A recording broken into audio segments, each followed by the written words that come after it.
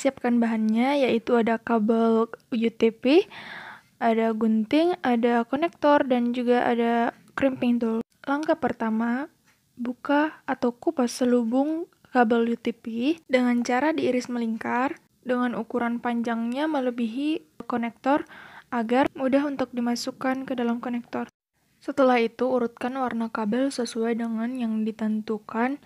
Untuk warna konektor 1 yaitu putih jingga, putih hijau, biru, hijau, putih coklat, coklat. Dengan urutan yang dimulai dari sebelah kiri.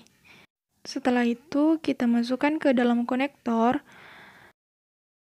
Lalu jepit menggunakan crimping tool. Lalu tarik untuk memastikan bahwa kabel tidak terlepas dari konektor. Lalu untuk konektor kedua, urutkan dengan warna putih hijau, hijau, putih jingga, biru, jingga, putih coklat, coklat. Lalu masukkan ke dalam konektor, setelah itu jepit dengan crimping tool.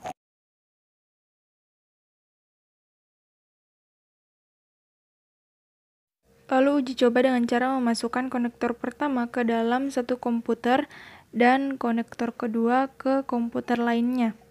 Jika konektor menyala, itu artinya sudah berhasil terhubung antara satu komputer ke komputer lainnya.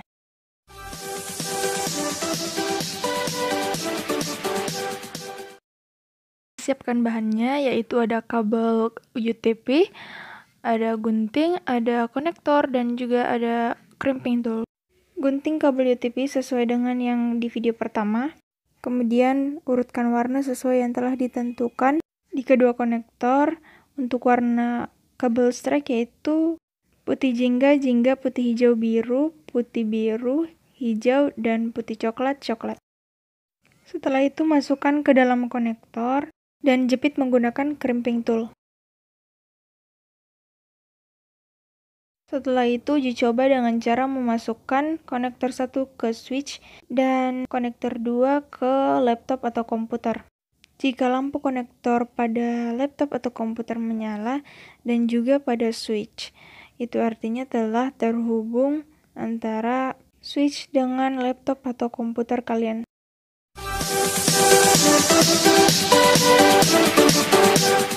Yang pertama, kita buat IP address-nya terlebih dahulu. Pada gambar WiFi atau LAN, klik kanan, kemudian pilih Open Network and Sharing Center. Ada 3 pilihan, yaitu Bluetooth, LAN card, dan WiFi. Kemudian klik kanan pada LAN card atau Ethernet dan pilih Properties. Kemudian untuk connection-nya kita pilih Internet Protocol versi 4. Lalu klik Properties. Di sini terdapat 2 opsi, yaitu Obtain dan Use. Pada opsi Obtain, menandakan bahwa switch yang akan memberikan IP address secara otomatis. Pada opsi Use, artinya kita membuat IP address secara manual. Di sini kita akan membuat IP address secara manual. Jadi kita klik pada bagian Use, the following IP address, kemudian isi manual IP address, kemudian enter dan akan muncul tampilan seperti ini. Lalu klik OK. Dan secara otomatis subnet mask-nya akan terisi. Setelah itu klik OK, kemudian klik Close. Dan akan muncul kembali tampilan Change Adapter Setting. Kemudian klik kanan dan pilih Status. Setelah muncul tampilan seperti ini, klik Detail untuk memeriksa IP address yang telah Anda buat sebelumnya. Kemudian klik Close. Kemudian klik Windows pada bagian kiri bawah dan cari CMD di kolom searching. Kemudian klik CMD atau Command Prompt. Kemudian ketik perintah ping. Kemudian masukkan IP address komputer lainnya, lalu enter. Kemudian akan muncul tulisan Reply From jika berhasil.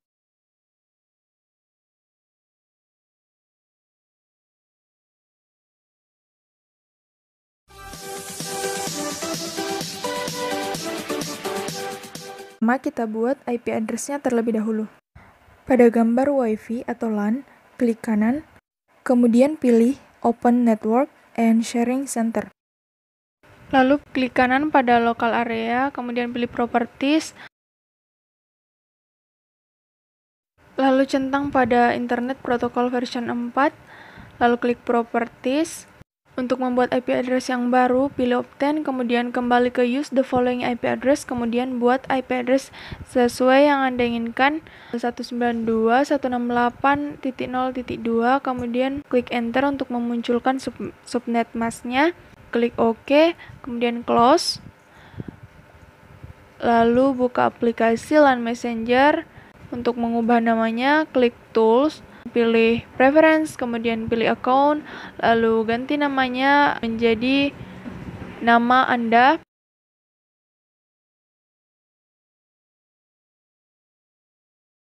Kemudian klik OK. Jika berhasil, lalu kita bisa uji coba dengan cara mengirim pesan ke laptop lainnya. Kemudian laptop lainnya bisa membalas pesan dari laptop kalian.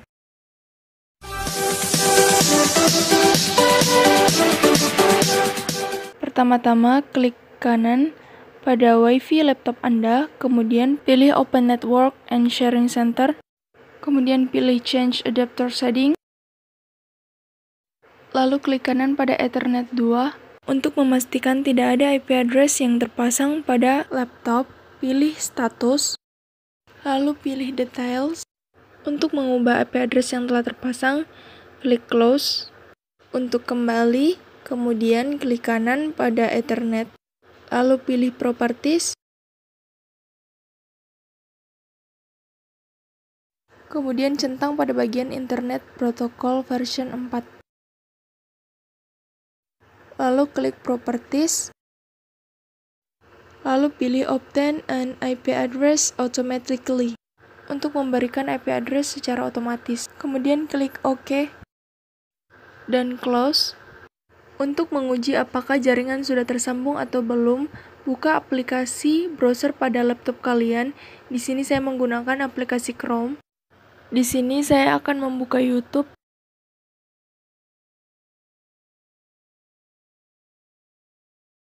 Jika sudah bisa diakses seperti ini, maka jaringan internet telah tersambung atau terkoneksi.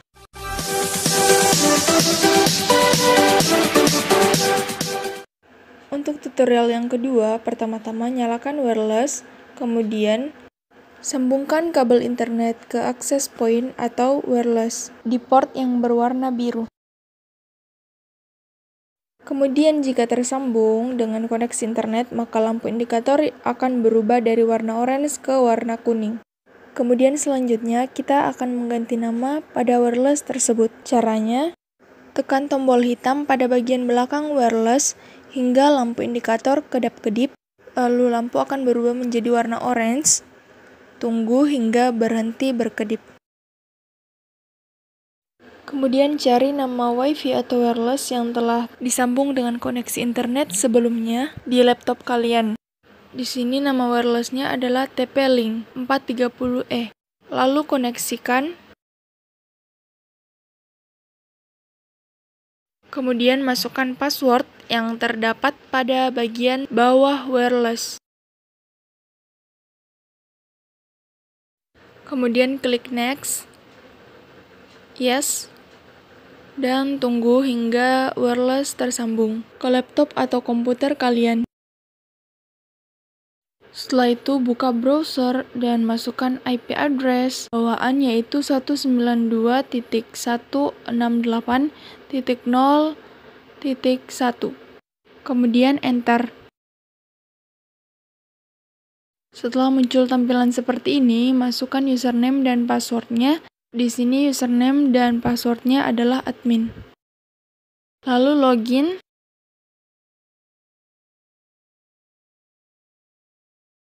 Lalu klik Next. Lalu pilih Access Point. Kemudian klik Next. Kemudian ganti nama wireless. Di sini saya akan mengganti dengan RMIKB. Dan juga ganti passwordnya menjadi 12345-8. Lalu klik Next. Klik Next lagi. Dan terakhir klik Finish. Setelah itu tunggu prosesnya hingga 100%.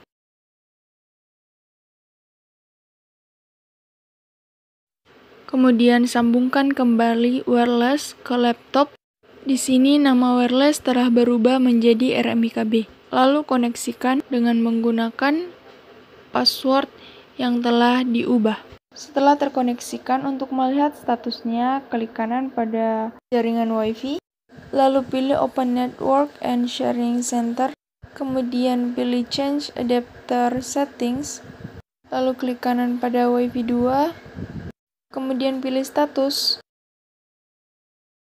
lalu klik Details.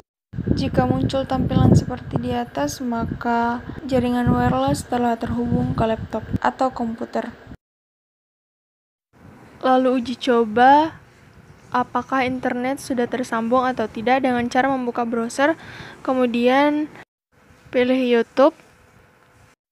Jika muncul tampilan seperti ini, itu artinya internet telah terhubung ke komputer kalian.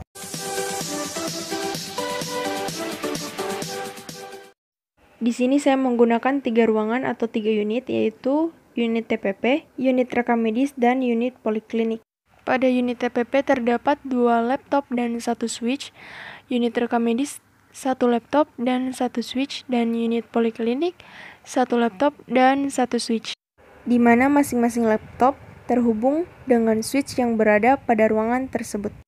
Dapat dilihat pada unit pendaftaran terdapat 2 laptop yang terhubung pada 1 switch yang memiliki 8 port. 2 port digunakan untuk laptop dan 1 port digunakan untuk menghubungkan switch pada unit rekam medis. Dan pada unit ini terpakai 3 port, yaitu 1 port untuk laptop, 1 port untuk dihubungkan ke switch poliklinik, dan 1 port dari switch pendaftaran. Pada switch poliklinik terpakai 2 port, yaitu untuk laptop dan untuk sambungan dari switch rekam medis. Selanjutnya kita akan membuat IP address secara manual dengan cara klik kanan pada bagian Wi-Fi, kemudian pilih Change Adapter Setting, lalu klik kanan pada Ethernet 2, kemudian pilih Properties, lalu centang pada bagian Internet Protocol version 4, lalu klik Properties, kemudian pilih Use the following IP address, kemudian masukkan IP address 192.168.0.4, lalu munculkan subnet masknya, kemudian klik OK dan Close. Kemudian cek status dengan cara klik kanan pada Ethernet 2, kemudian pilih Status, lalu pilih Details. Jika berhasil, maka akan muncul IP address yang telah kalian buat sebelumnya. Lalu klik Close untuk kembali, lalu buka aplikasi LAN Messenger, lalu ubah namanya sesuai dengan unit yang kalian tempati dengan cara klik kanan pada Tools, kemudian pilih Preference, kemudian Account, kemudian di sini saya menggunakan poli umum karena berada di bagian poliklinik. Lalu klik OK, kemudian akan muncul lancet dari unit-unit lainnya.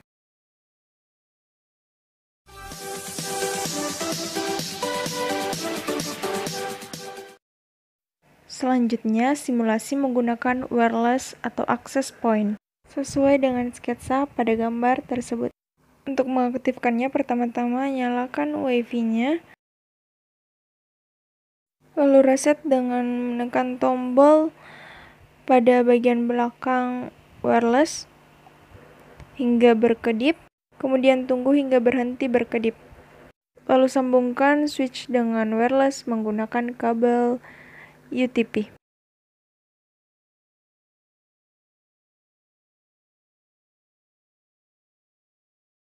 Setelah tersambung, buka Wi-Fi pada laptop kalian, kemudian koneksikan jaringan Wi-Fi yang sudah dinyalakan tadi ke laptop kalian. Setelah tersambung, buka aplikasi browser pada laptop kalian, kemudian ketik di kolom pencarian 192.168.0.1, lalu enter.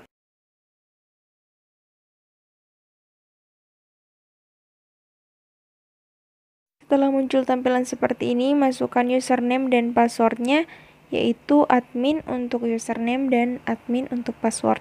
Kemudian login.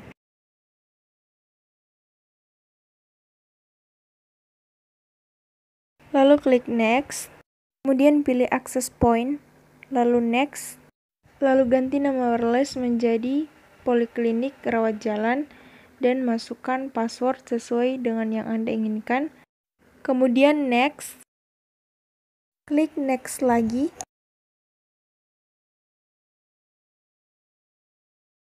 kemudian klik Finish. Tunggu hingga prosesnya selesai. Setelah itu close dan buka aplikasi LAN Messenger. Tidak munculnya nama unit lain dikarenakan masalah pada saat login dan mengubah nama pada masing-masing wireless di unit rekam medis dan unit pendaftaran.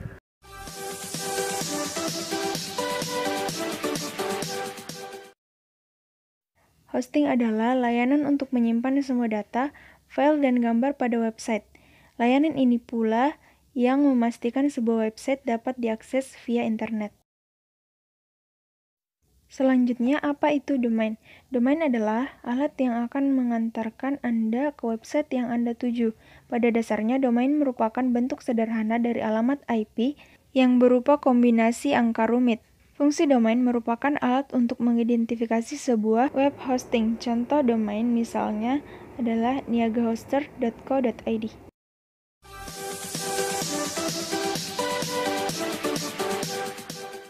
Di sini saya akan menjelaskan tentang aplikasi Niaga Hoster, Rumah Web, dan Kinsta. Pertama-tama buka browser, kemudian klik di pencarian niagahoster.co.id. Kemudian akan muncul tampilan seperti ini. Di sini terdapat beberapa pilihan, yaitu ada hosting, domain, website, kemitraan, wawasan, dan acara. Pada hosting terdapat beberapa pilihan. Yang pertama, Unlimited Hosting. Pada bagian ini terdapat beberapa paket, yaitu untuk bayi 10.000, untuk pelajar 40.000, untuk personal 26.000, dan untuk bisnis 84.000. Dengan fitur-fitur sebagai berikut.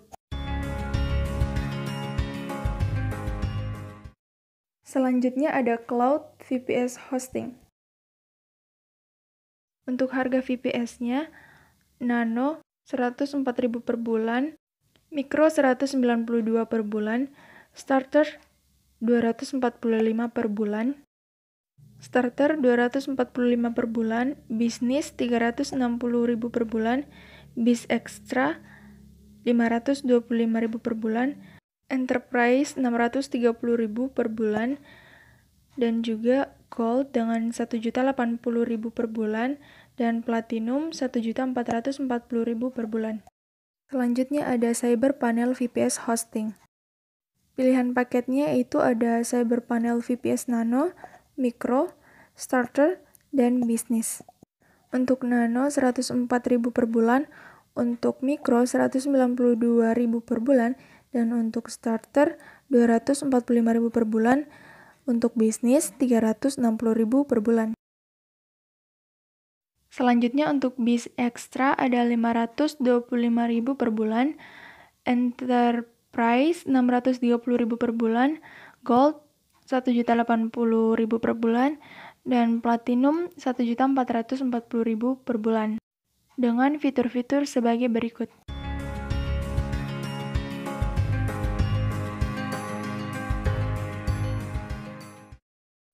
Selanjutnya ada Cloud Hosting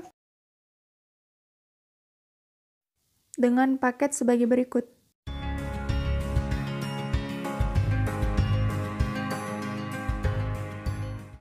Selanjutnya ada WordPress Hosting dengan paket sebagai berikut.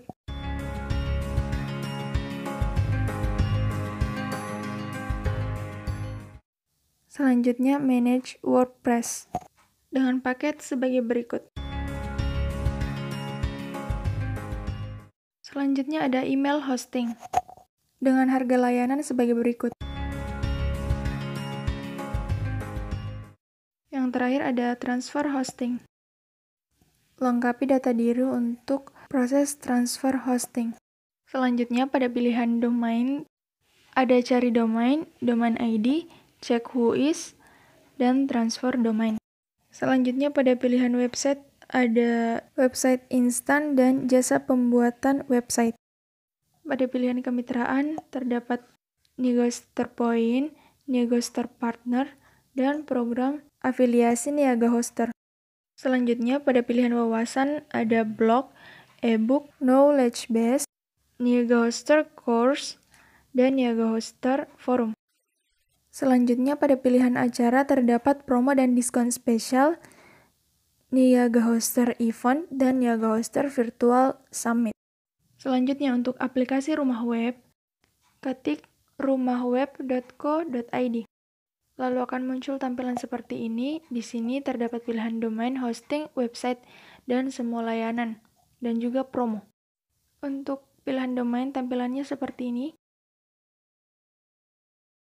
Untuk bagian hosting terdapat share hosting, WordPress hosting, VPS atau cloud server, cloud hosting, unlimited hosting, dan VPS Alibaba Cloud.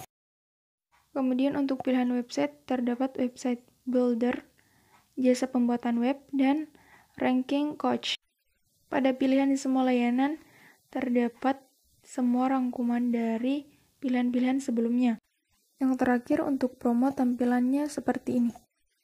Selanjutnya aplikasi Kinsta. Ketik di browser pencarian kinsta.com. Setelah itu akan muncul tampilan seperti ini. Ada pilihan plans, features, client, kontak, dan book a demo. Untuk pilihan plans, tampilannya sebagai berikut. Terdapat paket-paket, ada starter, pro, bisnis 1, bisnis 2, bisnis 3, dan seterusnya. Selanjutnya pada pilihan features, tampilannya seperti ini. Selanjutnya pada pilihan klien, tampilannya seperti ini. Pada pilihan kontak, tampilannya seperti ini. Kemudian pada pilihan book a demo, tampilannya seperti ini.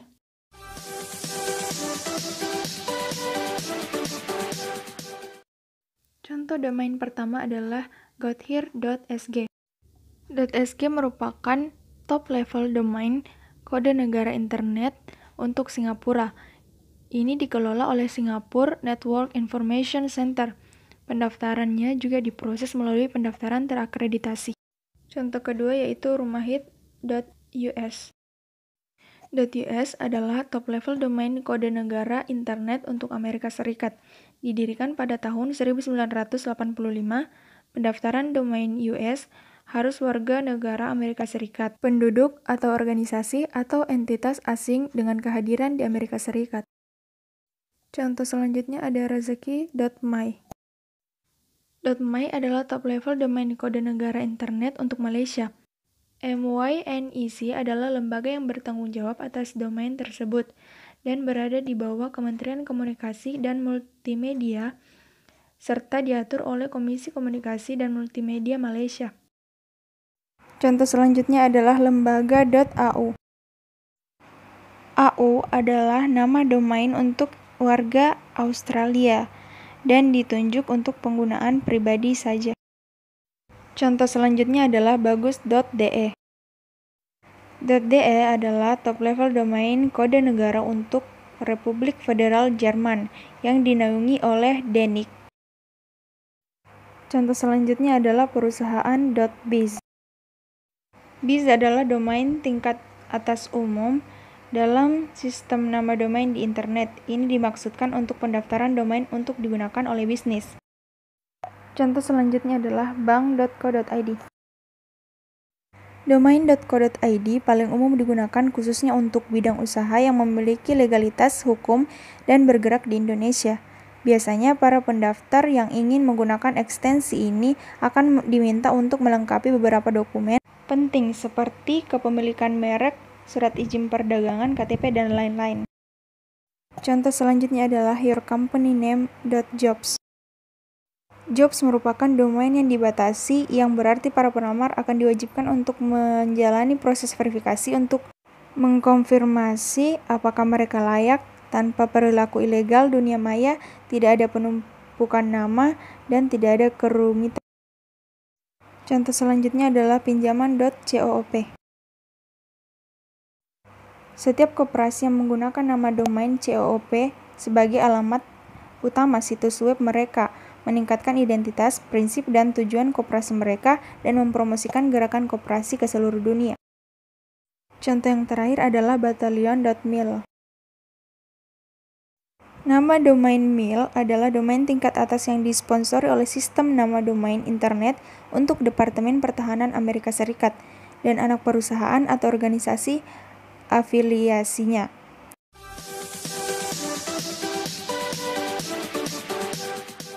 Pertama-tama, buka website hostinger.co.id di browser.